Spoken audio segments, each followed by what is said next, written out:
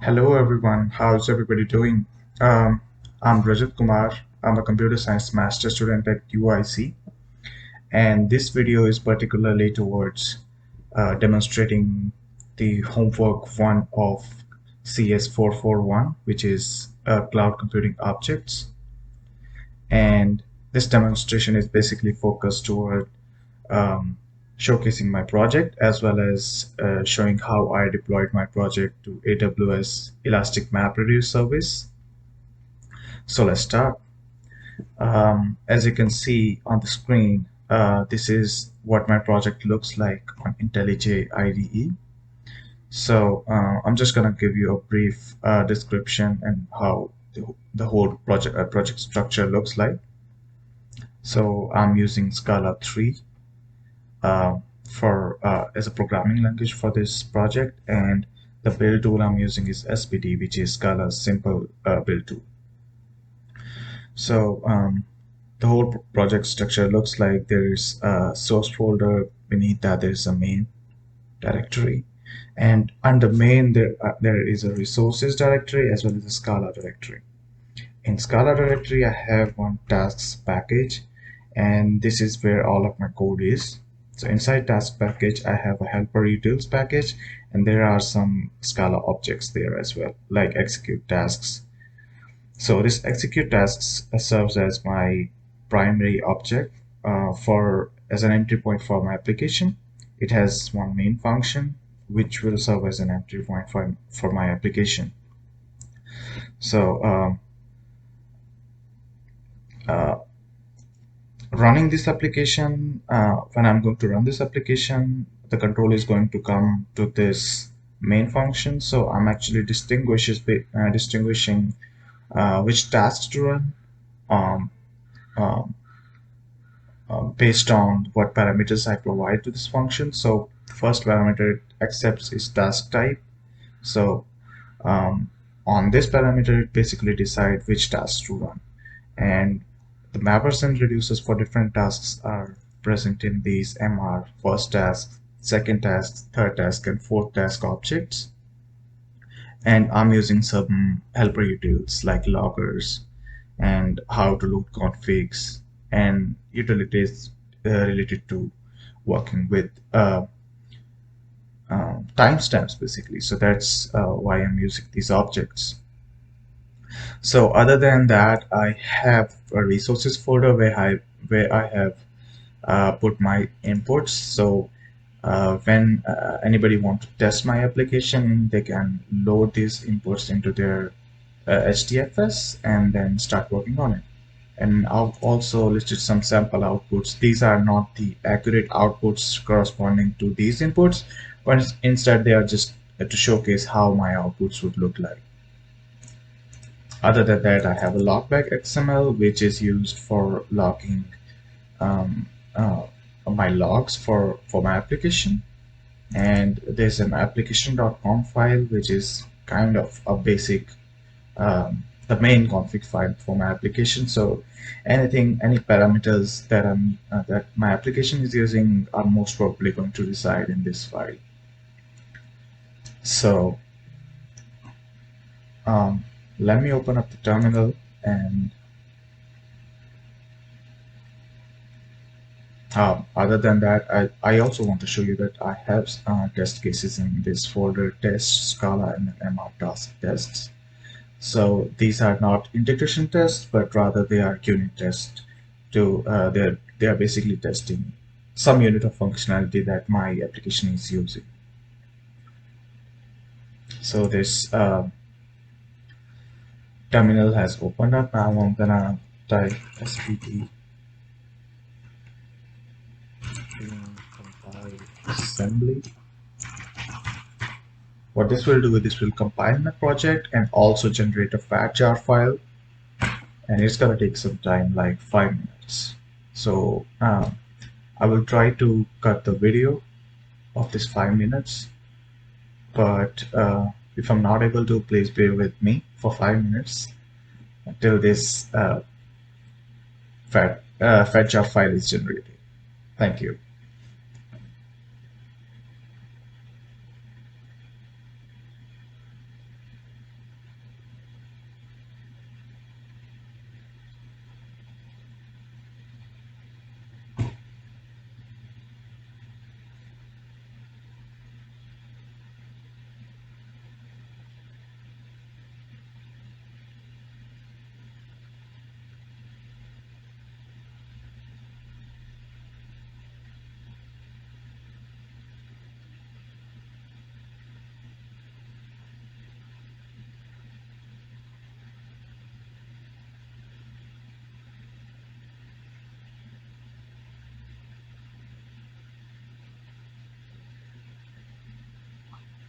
By the way, one more thing to tell, my where jar file will be located in uh, target, then Scala 3.1.3, and inside that there will be a jar file named homework1 assembly 1.0.0.jar. Right now it has just disappeared because I'm running the assembly command. Just gonna delete the previous file and create another jar file. So that's that. So as you can see, the compilation step has been successful, and now uh, it's going to generate the jar file, which is going to take a little bit more of time.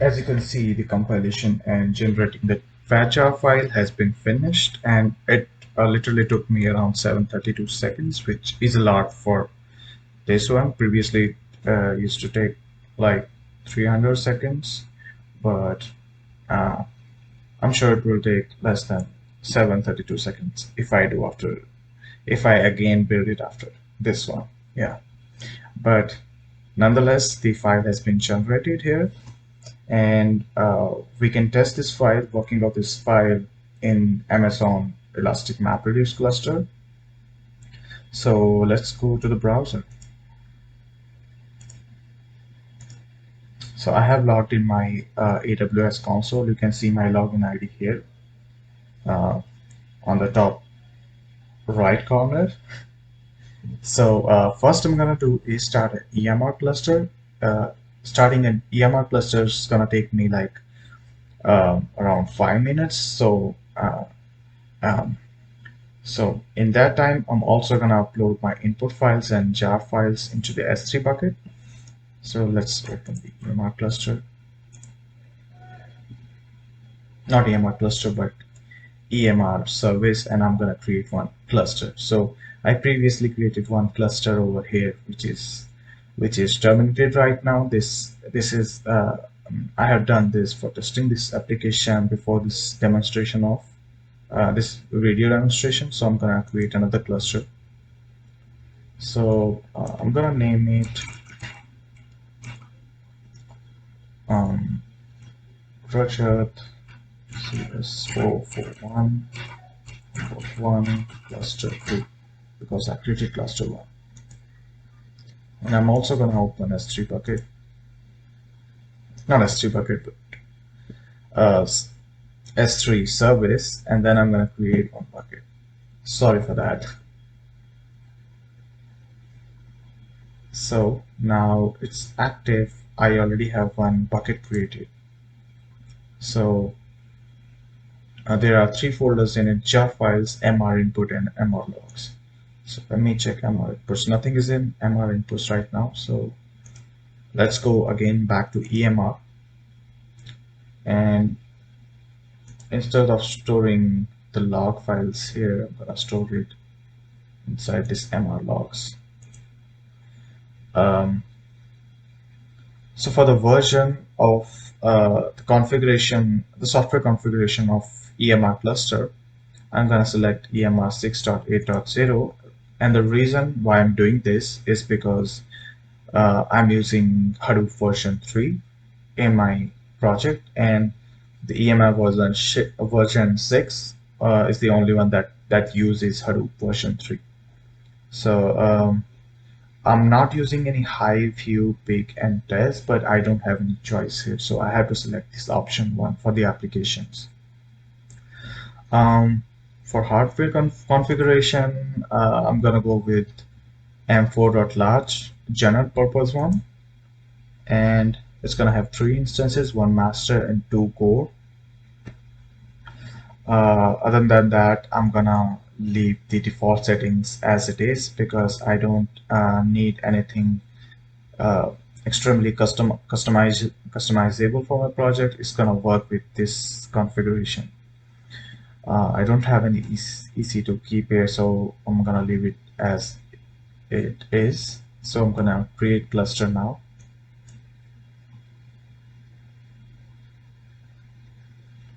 So it's starting. What it's gonna do is it's gonna spin up an EC2 instance, and also uh, it's going to install those softwares into that instance. So that's why it's gonna take a little bit of time, like 5 minutes, to load the machine as well as load the softwares into the machine. So meanwhile, what I'm gonna do is I'm gonna upload my input files into this MR input folder. So let me go to add files.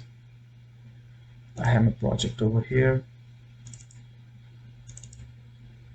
So this is the project directory. I'm gonna put in source, main, resources, and then input.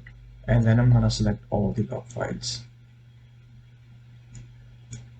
These are the log files that are generated with the log file generator program. And these are roughly of the same size because I've used um, time and size based rolling policy in the logback.xml file. And now I'm gonna upload these files.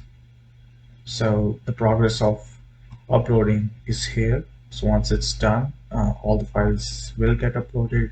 It will show status for each file, that it's uploaded or not, or it's still pending.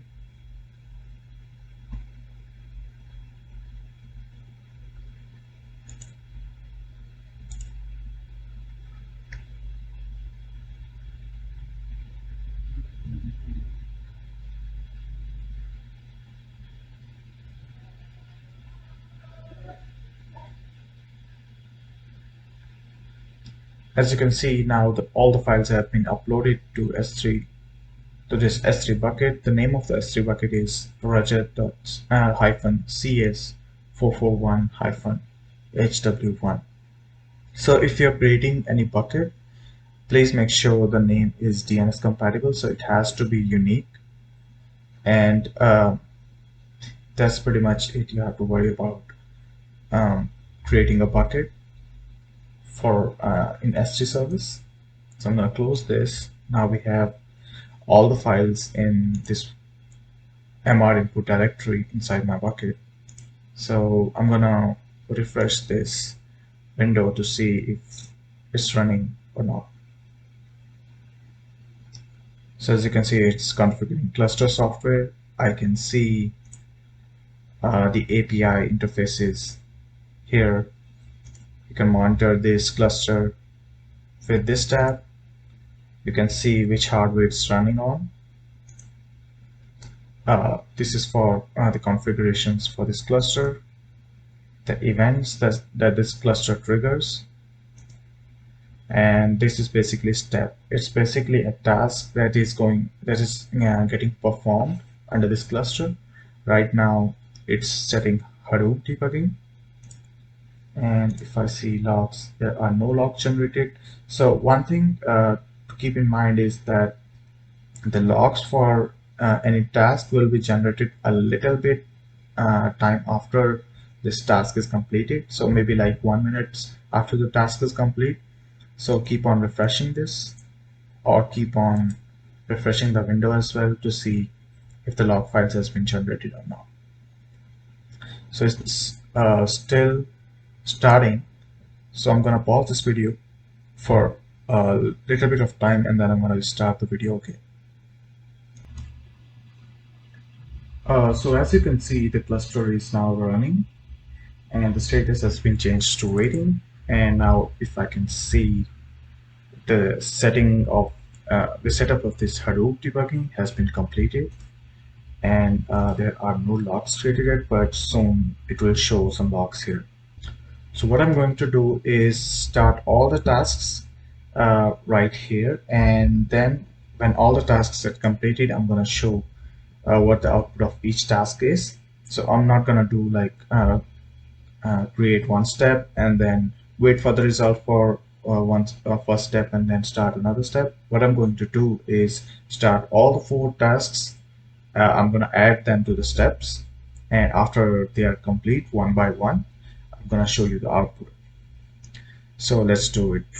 Before that, before starting the steps, I'm going to upload my jar file to S3 bucket. So let's do it. So my jar file is located in source, not source, but root directory of the project, then target, Scala 3.1.3, and homework 1 hyphen assembly hyphen 1.0.0.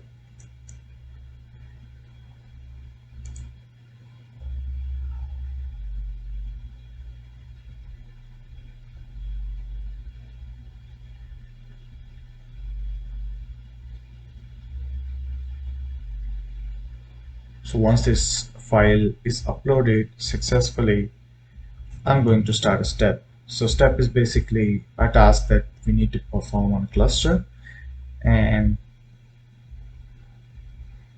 yeah, that's what I'm going to do.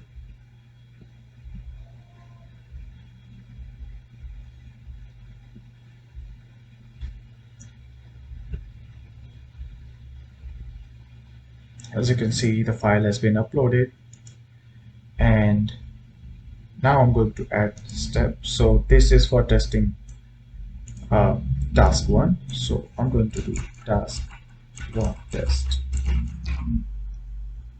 So I'm going to name it task 1 hyphen test, and then I'm going to provide it the location of the jar file in S3. So I'm going to select this file that I've uploaded just recently now, and then I'm going to pass it arguments that it accepts. As I mentioned you before when I was demonstrating the project structure, my project only has one main method. So every task, the running of every task depends upon the type of arguments that I pass. So let me just copy this portion. So the first argument will be which task I want to run. So I want to run task 1, so I'm going to pass the argument 1. The second argument will be the location of input files, so which is mr input. Let me just confirm the location. So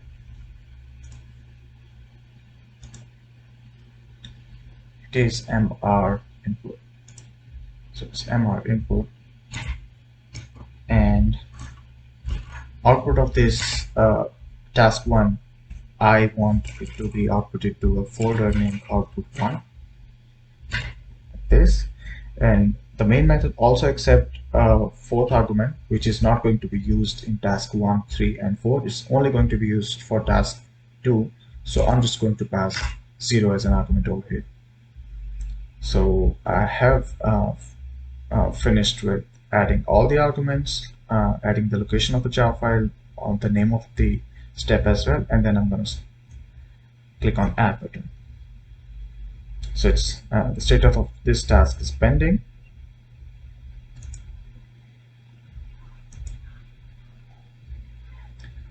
Now let me add another step for task 2. So I'm going to name this task 2 test.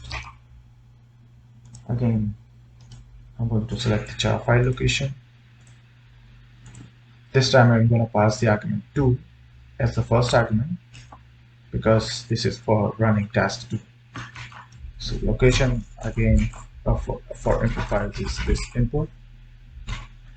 Now for second task, the third argument is the location of the intermediate file. So I'm going to call it intermediate output. Maybe call it 2. And the final argument will be the final output, which for which I'm naming the directory to be output 2. So why I'm using this intermediate output 2 is because the implementation of Second task is such as that it actually runs two jobs. So first job is used to get a result, and the second job is actually to sort it out according to um, the number of error messages in descending order. So that's why there are two types of outputs. One is intermediate output, which is, oh, I just misspelled it. I'm gonna name it intermediate output 2 properly. So the actual result of this task 2 is going to be inside the folder output 2, and I'm gonna click on add button to start this step as well. After this, another step I'm going to create, let's call it test, so task 3 test. I'm gonna provide again the location of the jar file, pass it argument. First argument is 3 because it's task 3. Input as MR input, and I would like to get the output of task 3 in output 3 folder, and pass 0 as you can pass anything for the fourth argument for task 1, 3, and 4, but I'm just passing 0 for simplicity. Again, I'm going to click on add button. This task has been added.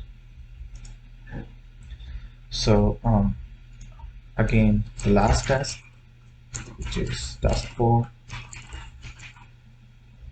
going to select the S3, not S3, but jar file location in S3 bucket. Again, I'm gonna pass, this time I'm gonna pass the first argument as 4 because it's task 4.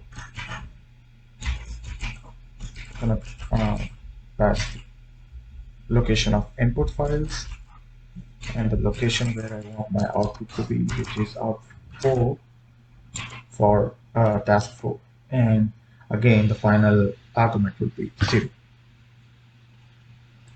So once it's done, I'm going to click on add button again. So as you can see, these 4 tasks have been added, and even so, the task 1 has been completed. So um, it took around 2 minutes to complete this task. Now I can see the logs for setup Hadoop debugging.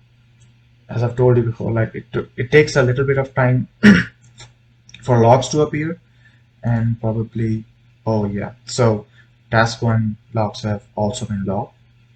So let's see if the output is there in S3 bucket or not. So what I'm going to do is refresh this window.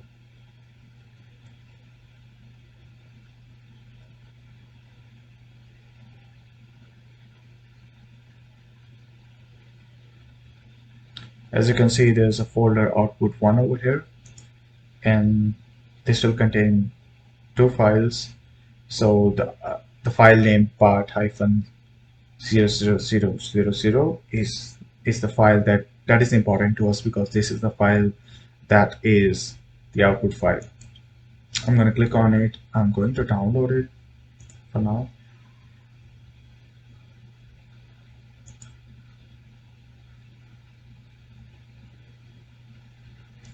So let me just open it up with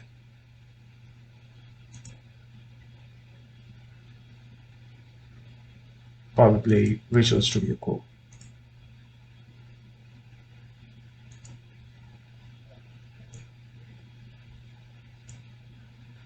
So as you can see, the result of this task 1 is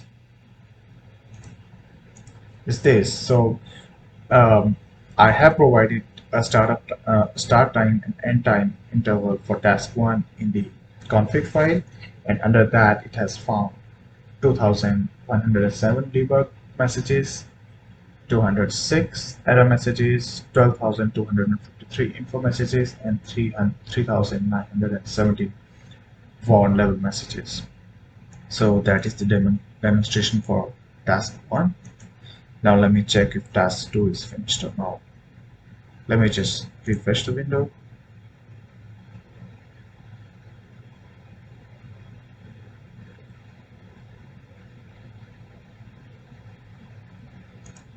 Go to the steps.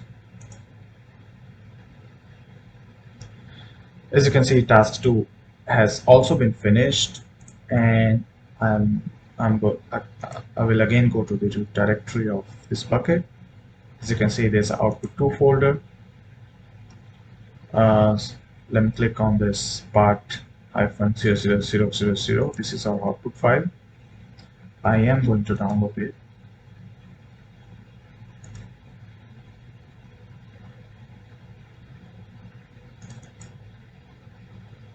Again, I'm going to open it with Visual Studio Code.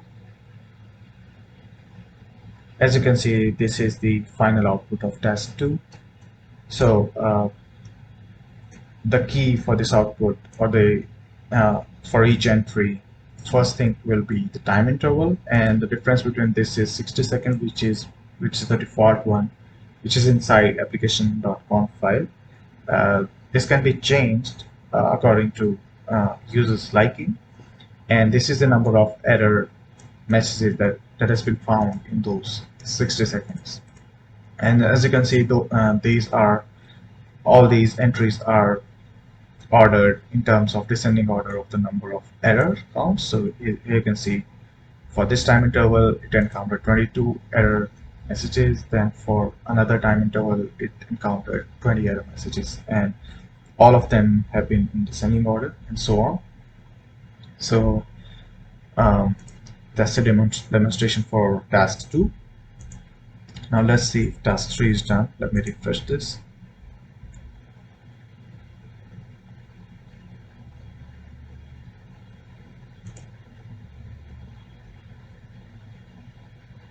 So again, task 3 has been done, task 4 is running. Let's check the output for task 3. As you can see, the output 3 folder has been created. Let me click on this part file and I'm going to download it.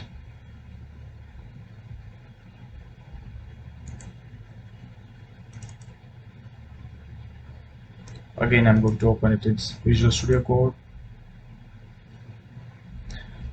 So task 3 is basically counting the number of messages based on the message type. So it doesn't have any particular conditions to see which error messages needs to be counted. So all the not error messages, but which type of messages needs to be counted. But so for all of my data I have around 50,000 debug messages, around 5,000 error messages, around 350,000 info messages, and around 94,000 warn messages. So that's the output of task 3.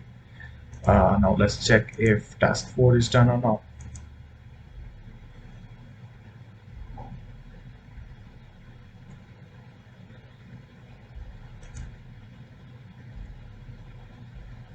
So it's still running. Let me just show what the log files look like.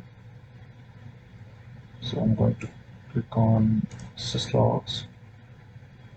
So as you can see, it shows how my task was actually running. These are the logs that are generated by my project.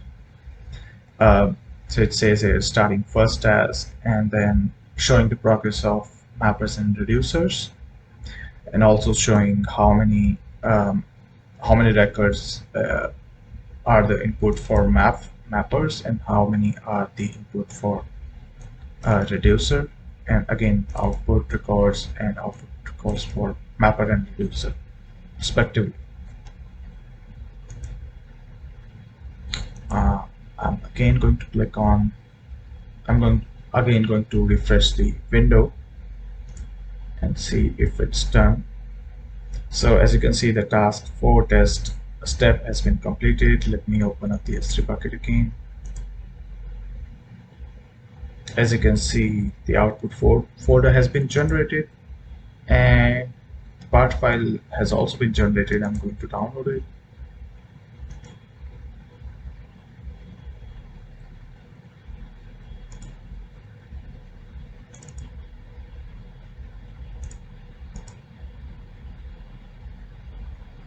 As you can see, the output looks like this. So so task 4 is basically to find out which error message, which not error message, which message for each message type had the biggest length.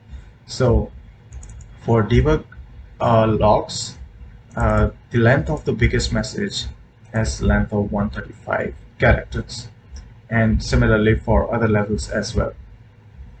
Um, so the demonstration for all tasks has been completed, and um, what I'm going to do now is, and what I want for all of you to also perform this task is, once you have completed all the tasks inside the cluster, EMR cluster, I'm going to terminate this cluster now, because if I do not terminate this cluster, the machine is still going to be there in the AWS cloud, and it's gonna charge me. So I'm going to terminate it so it won't charge me.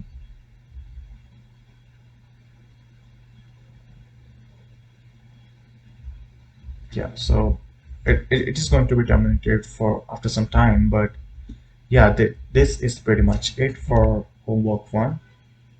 I hope you like this demonstration, and thank you very much, and everyone just have a great day or a great night. Thank you so much.